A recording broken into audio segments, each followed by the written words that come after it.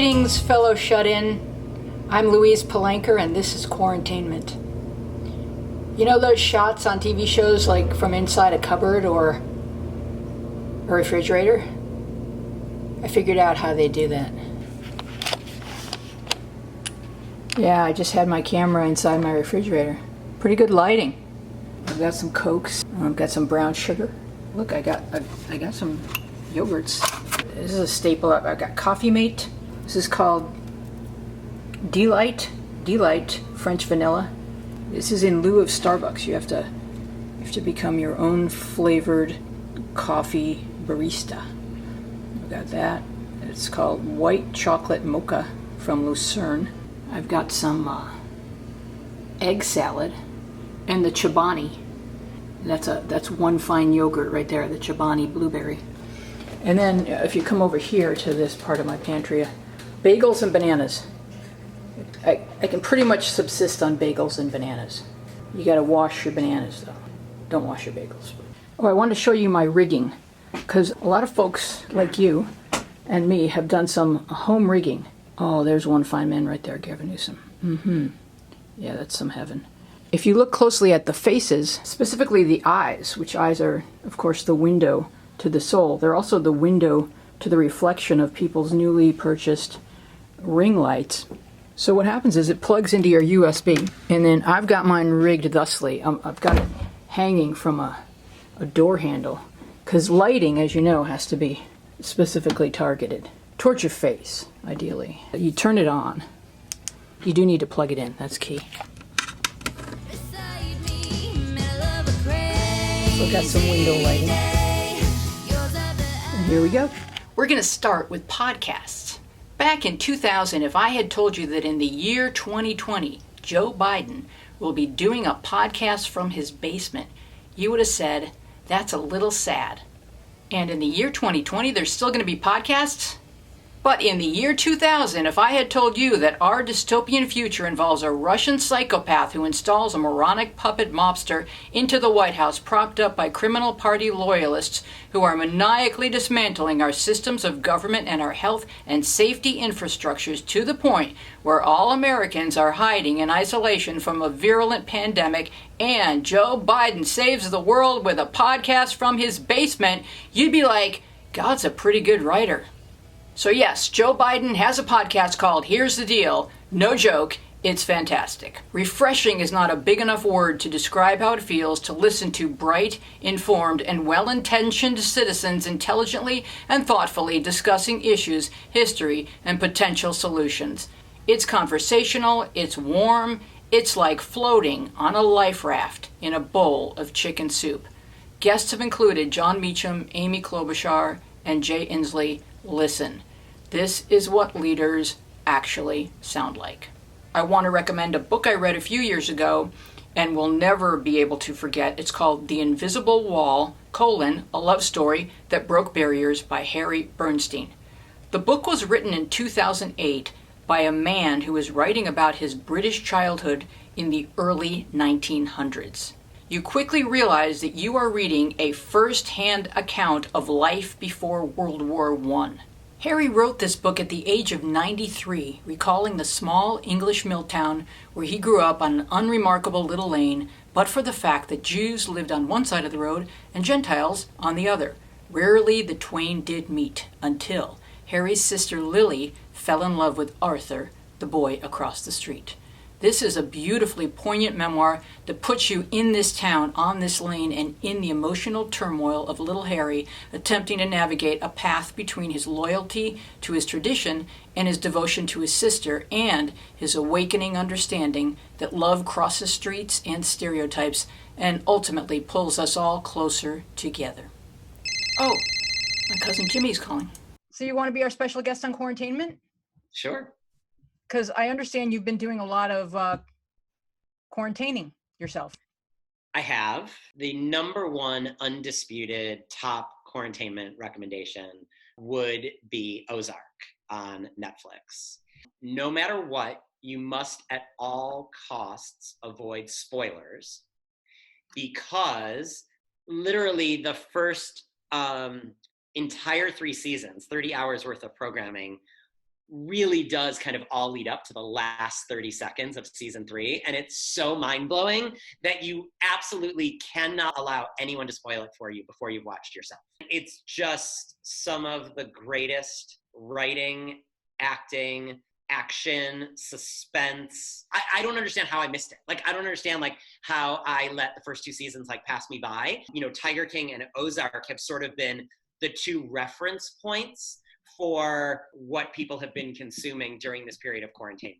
But the characters are so fascinating and 3-dimensional and well written, and like Laura Linney, like I don't understand how she did not win Best Actress like the last 2 years, like since the show's been on the air. I guarantee you at the next Emmys, based on the buzz that the show has garnered, that Laura Linney, hands down, will be Best Actress. There's a character on the show named Ruth, who is a newcomer actress. I believe she had like just graduated from Columbia University. She's playing a 19-year-old, on the show. She actually did win the Emmy for Best Supporting Actress, and she is like a cultural touchstone. Like she's now like a reference point on social media. She's a meme. It's so great. Okay, what's next? So I downloaded my first audiobook, Bruce Springsteen's Born to Run, and the audiobook is read by Bruce himself. The book is almost 20 hours long for him to read the whole thing. So, and oftentimes, like for me, I'll listen to it like as I'm going to bed. And the problem is that I fall asleep and then I wake up and I don't know how much I've missed. And so I have to figure out like how far back to go. Well, I read the book when it came out. So, and how did you feel about the book? Are you kidding? It's everything good in the world. It's Springsteen, who I find to be like an entirely literate soul.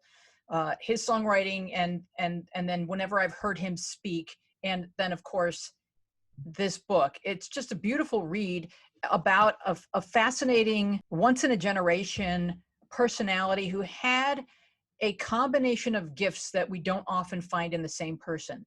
And when we do, that person is magnificent. And for Bruce, it isn't just that he's a charismatic performer and a great storyteller and songwriter and musician.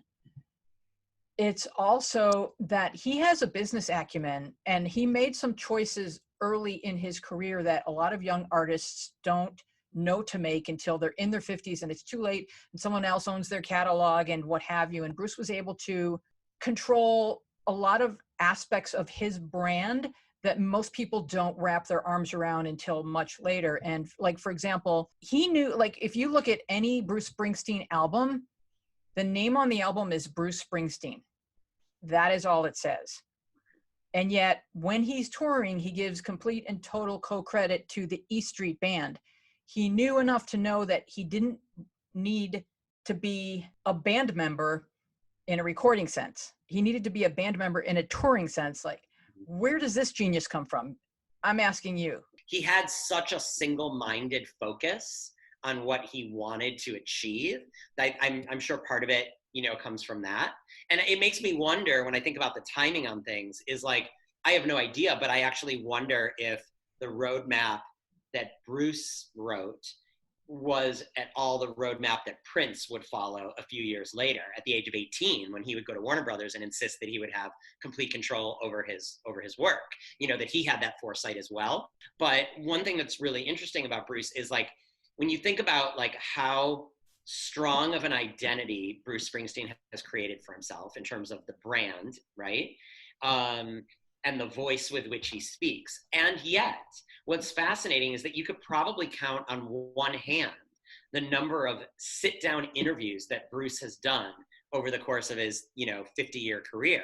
So literally almost all of the speaking that Bruce has done has been through his art.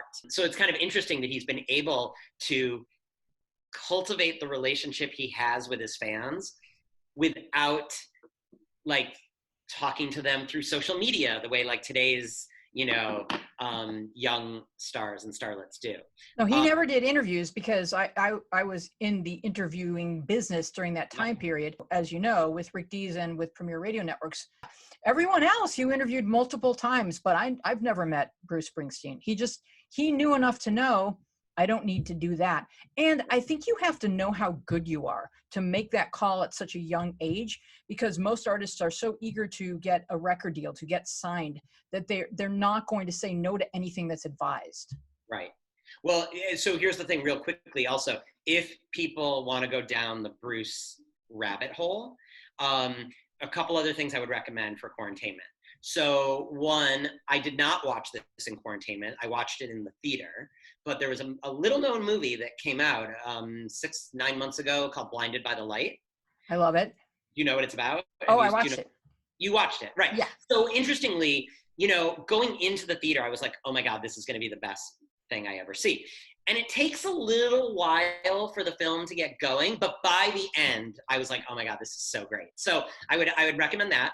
You can also watch the Springsteen on Broadway show which I know your sister saw in person. Yeah. You can watch it on Netflix. Worth checking out. If you want like a feel-good quarantine moment, look up the video on YouTube of Bruce Springsteen pulling a kid on stage with him in Melbourne, Australia, performing the song Growing Up. Yeah. It's awesome. Yeah. Yeah. And his mom kind of goes mental, right? Yeah. Yeah. And the other thing is 4 Evan Hansens. It's 4 different actors who portrayed the title character in Dear Evan Hansen performing. I can't remember the name of the track, but it's literally so good. Like you'll watch it 10 times in a row. And then did you see the stars of Hamilton singing to that little girl? No, I didn't see that. I'll have to look it up.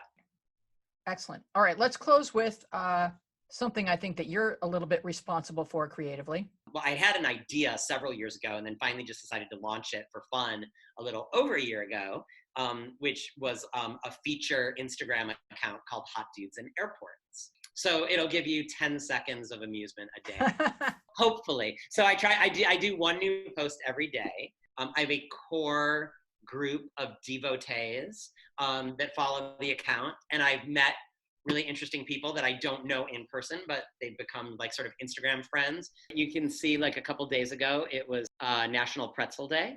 So thus the photo there in the corner. So the dude in the middle, right. So he's what we refer to as a frequent flyer, meaning that I've done multiple posts. So this was my second time posting him. He's so handsome. He's very handsome. He's from Montreal. And the caption on that one is sunshine on a cloudy day. I don't know if you can see through the camera, but it's rainy on the runway where he is. Let's see. Do you have Gavin Newsom at any airports? I don't have Gavin Newsom, but like you can see like the dude under the military pilot. Right. That caption is giving us serious Brian Luttrell vibes. If you know who Brian Luttrell is from Backstreet Boys. Of course. Some of them get a little racier from time to time. Well, you are you. Yeah. What about the guy sitting on his own luggage looking adorable? I believe that caption is you can park it anywhere you'd like. Because not only is he sitting on his suitcase, but in the background you see like a handicap parking space sign. So, now this other guy, the guy who's got the scarf on, yeah, he's another one of my favorites. Yeah, he's the cutie. He's like a 4-time frequent flyer. He's a pilot. He's a gay pilot. And he unfortunately became a casualty of COVID. He got laid off. He flew for Compass. So that caption reads, because we have a little thing going on, he and I. So I said, a pilot without a compass, but you've still got us pointing at the North Star, if you know what we mean. Aw, I don't really know what you mean, but okay. Yeah, I assume it's sexy. Oh, and then this guy, he's a pilot named Jack. And so the caption is, Captain Jack will get you high tonight. Aw, what a sweetie. He'll take you to 31,000 feet. Yeah, so, double entendres are often the name of the game. What I love, Jim, is that you completely throw yourself into everything you do. And I think that's why you're a successful human. A lot of people have great ideas, but they kind of pull their foot off the pedal because they get a little scared. I don't feel like anyone's lazy. I feel like sometimes people get scared that if I give it everything and it still fails, then what am I going to say about myself?